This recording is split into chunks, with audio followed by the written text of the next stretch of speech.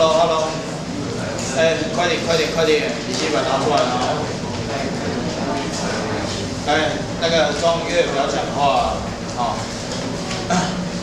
我们这堂课介绍2个东西，那这2个东西将来会有很多的变化首先，我们第一个介绍的，来快点叫做等轴双曲线来，所谓等轴双曲线。那什么叫等轴双曲线同学，我这里有一段文字那请同学跟我一起写。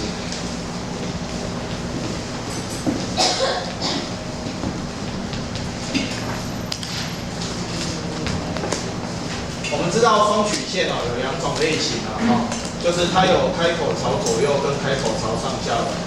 a 平方分之 s 平方减掉 b 平方分之 y 平方等于1。来，或者是 a 平分之 y 平减掉 b 平方分之 s 平方等于1。这个双曲线谁在前谁在后，就是开口朝左右，它是看谁在前面嘛，对不对？看谁在前面。好，那我们现在要讲当什么情况呢？同学，所谓的等轴是什么意思？你知道吗？等轴就代表它的惯轴跟共2轴一样长，所以当怎么样 a 等于 b 的时候，我们知道这个 a 代表惯轴的1半嘛，2a 就是惯轴，有没有？2b 就是共2轴，所以当 a 等于 b 的时候，好，我们就把这个双曲线叫做等轴双曲线。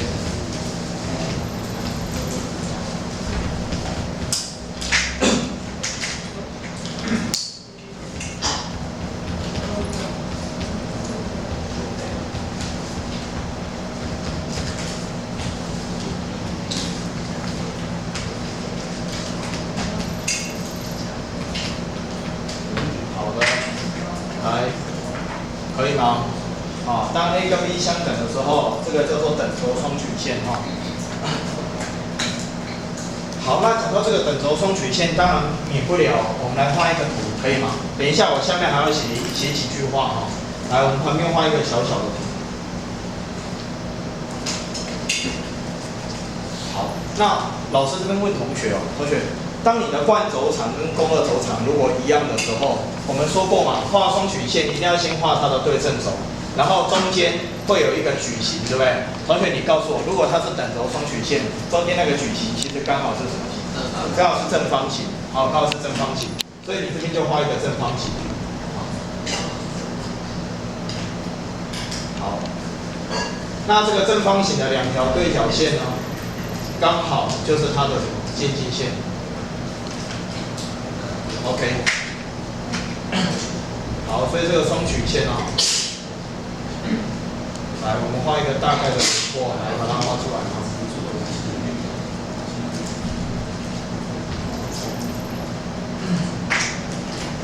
好，可以吗？就是说它的 a 跟 b 会相等。来，同学，这一段是 a， 这一段是 a 嘛？如果是左右形的双曲线，这一段是 a， 这个高度是多少？这个高度是不是 b？ 可以吗？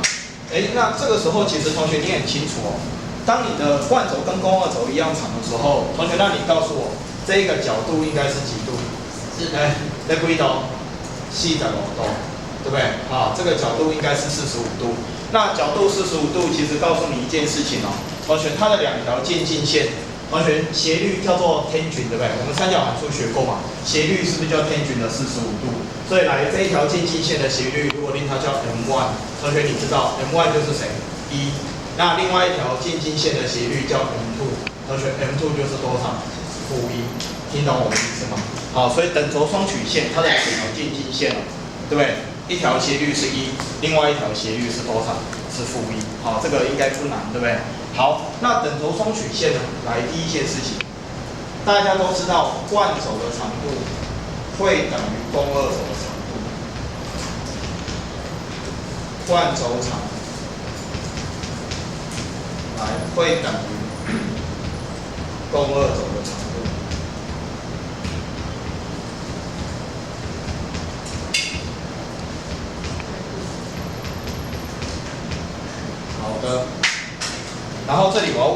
一件事情哦，来，同学你仔细听哦，你知道等轴双曲线哦，除了惯轴长等于共二轴长之外，它其实还会等于某一个长度。有没有同学知道是什么长度？我跟你讲，大家都知道等轴双曲线惯轴跟共二轴是一样长的，这每个人都知道。但是其实它还会等于一个很特别的长度。你知道它会等于什么长度吗？我告诉你，它会等于正交形长。来，这个用不同颜色的笔来写。这个东西就有些学生就不知道哦，它也会刚好等于正交弦长。来，刚好等于正交弦长。那为什么呢？其实很容易解释哦。来，同学你看一下，这个很容易解释。正交弦长叫做 r 米倍啊 ，a 分之多少？2b 平方。好，那同学你看 ，a 分之2b 平方，那我们的 a 跟 b 是不是相等？所以这边是 a， 这个你可以看成是2倍的 a 平方。所以你约掉一个 a 之后，它其实会等于多少？都会等于2a， 你听懂吗？所以你的惯轴长跟你的正交弦长是不是这时候长度其实是会一样的？你知道我在讲什么？这个就是你的惯轴长。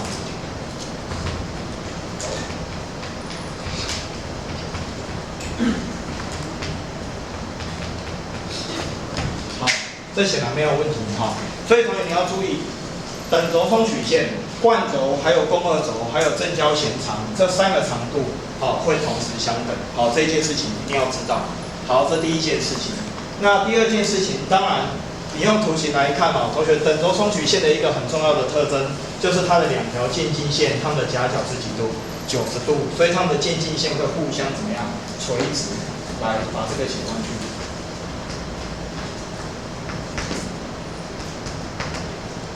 它的渐近线。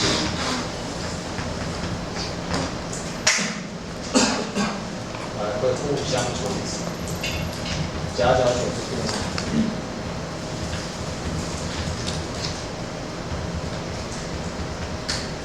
OK， 好的。所以我们等轴双曲线就介绍完。好，那可能有一些题目可以搭配等轴一起来出。好，所以同学等轴双曲线应该是蛮简单的，可以吗？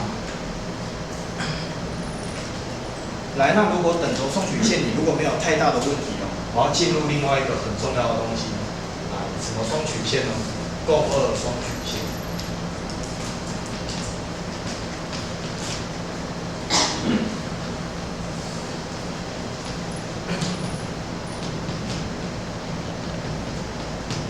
OK， 这个共二双曲线哦，特别前面给它几个赞。不要给赞，你给星星好了，给他100个星星。这共二双曲线，我跟你讲，考试哦，你仔细听我说，课本你已经看不到共二双曲线这几个字，但是你知道那些大学教授在出题的时候，他可以不用提到这个名词，但是他可以考这个观念，你懂的。他可以把观念藏在题目里面去考你，但是他名词可能不会出现。所以我们现在先来介绍什么叫共二双曲线哈。那共二双曲线，为了避免同学一开始在学的时候产生混淆，我在一开始就直接用数字来跟你做一个说明。我假设这里有一个双曲线，好，它的方程式叫做4分之x 平方减掉9分之y 的平方等于1。好，同学，这个是一个双曲线可以吗？可以吧？好，这个双曲线看起来应该就还蛮简单的一个双曲线。好，那数学上规定这个双曲线的共二双曲线，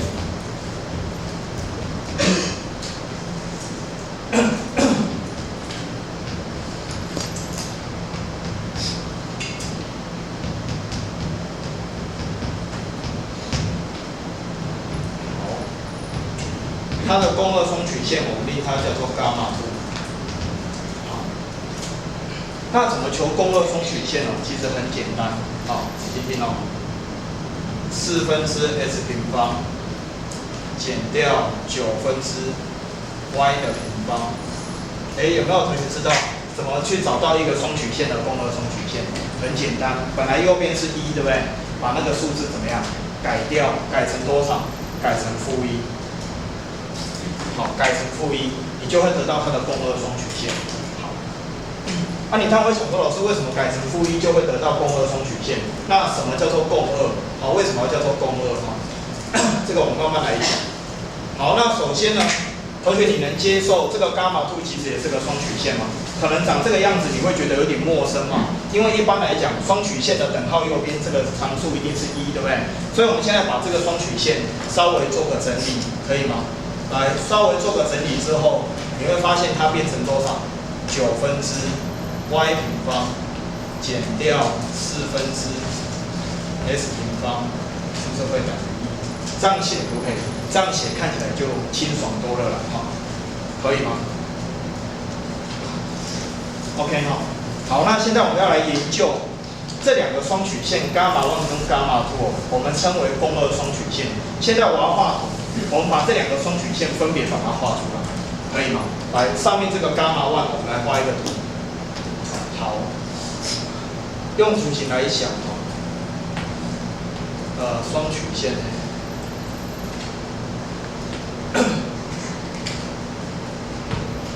那在画图的时候，同学，我们先来研究一下它的特征。来，同学，前面这个伽马1这个双曲线，你告诉我它的 A 是谁？慢慢来 ，A 是谁 ？A 是不是2？所以这个双曲线，来，它的 A 等于2。好，那你告诉我它的 B 是谁？它的 B 是不是3？好，那请问你它的 C 是谁？这个双曲线呢，它 C 是谁？根号是3，可以吗？哦，这没有问题吗？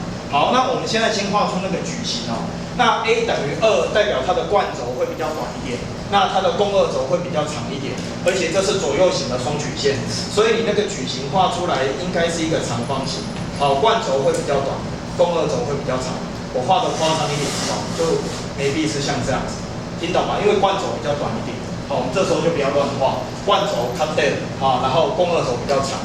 好，那这个时候它的渐进线画出来哈，大约是这样子。好的，来，那这个双曲线，它的图哈，大概就长这样，这样的。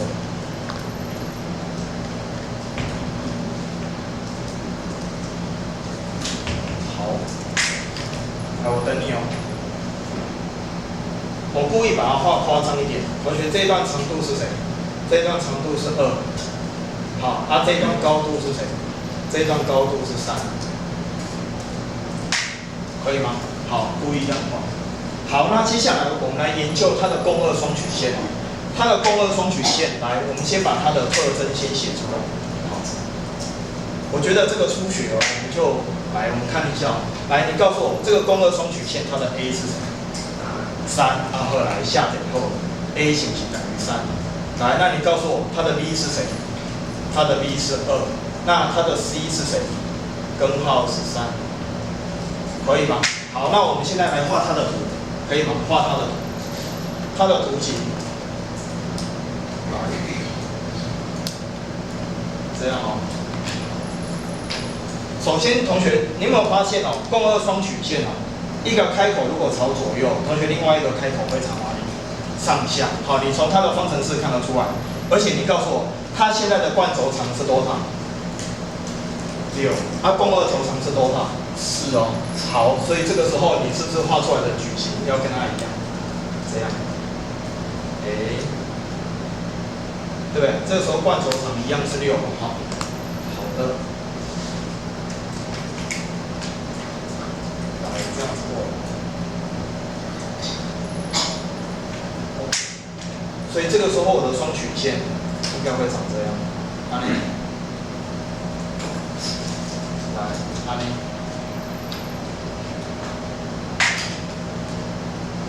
可以吗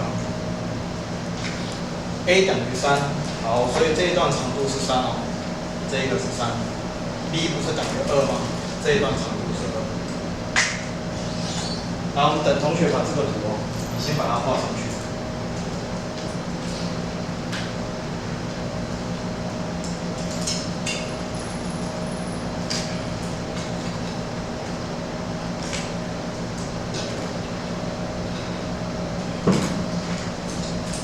那画完之后，现在我要同学来观察一件事情。注意哦，我现在就是先用数字让你感受。以后如果你抽象思考考题，会全部换成代号。来，首先我们先来研究一下这两个双曲线，称为共轭双曲线。你觉得它们有什么相同的地方？看得出来吗？相同的地方，第一个，它们什么东西会一样？中心是不是一定一样？对不对？它们的中心一定相同。来写上去，共轭双曲线的中心一定是相同。也可以接受嘛，因为我只是把一改成负一啊，它的中心其实是没有变的，中心一定相同。来告诉我，它们的什么东西也会相同？它们的 C 也会相同，听懂吗？来，第二个，共轭双曲线，它们的 C 也会相同。来，再来第三个，有没有同学看得出来？共轭双曲线什么东西也会相同？渐近线也一样。它们两条渐近线也是一模一样，来，渐近线也相同。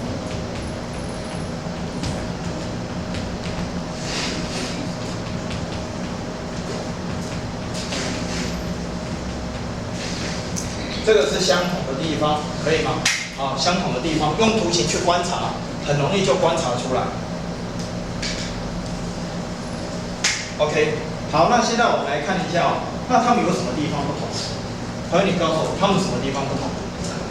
对，开口方向怎么样？相反，一个是左右，另外一个就是什么？上下。所以不同的地方，第一个，开口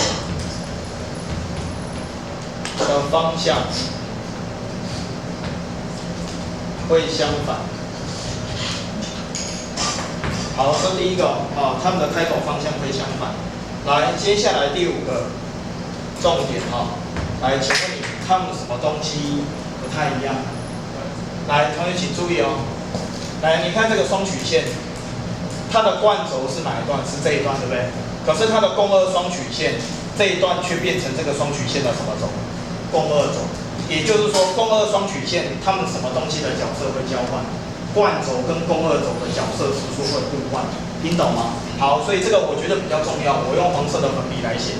两个双曲线互为共轭双曲线哦，它们的惯轴的角色来与共轭轴。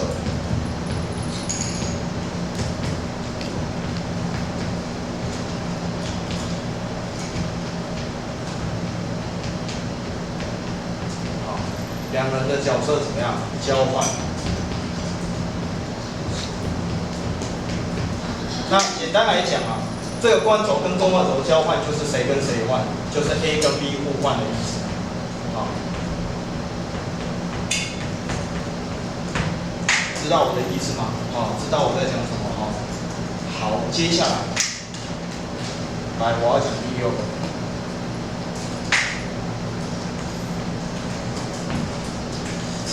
第六个写在哪里？1、2、3、4、5，来6。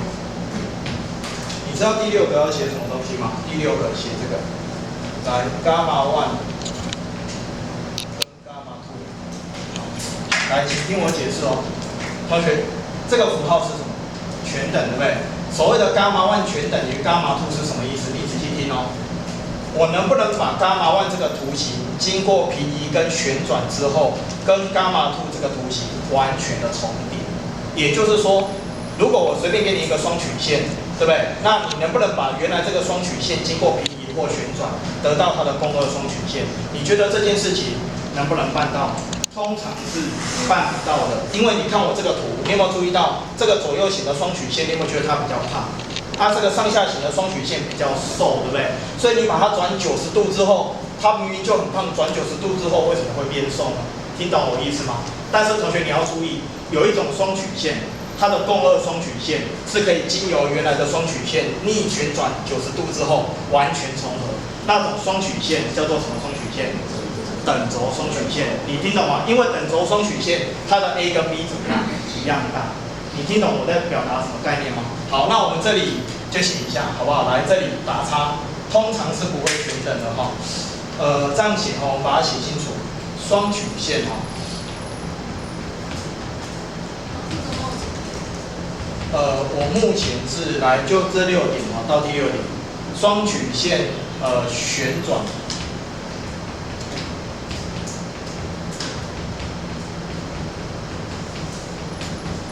来旋转90度，就绕着原点啊，就绕着原点逆时针旋转90度来所得到的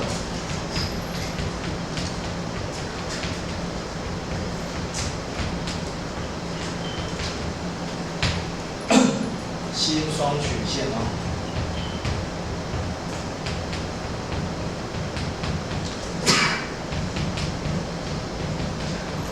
好，注意哦，我这边写哦，我写未必哦，我没有写一定不，我写未必哦，未必是什么？未必是它的共二双曲线。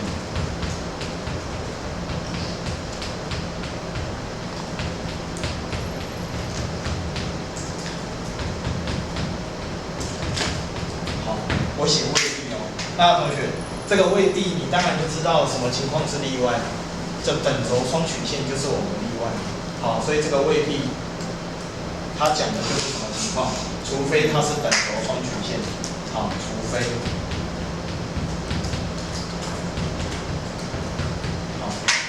这两个双曲线是等轴双曲线，好，我就写等轴2个字就好，可以吗？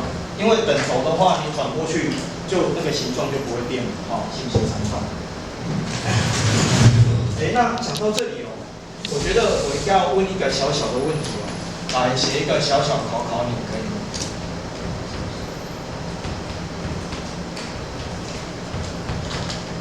我们原先不是要给一个伽马弯吗？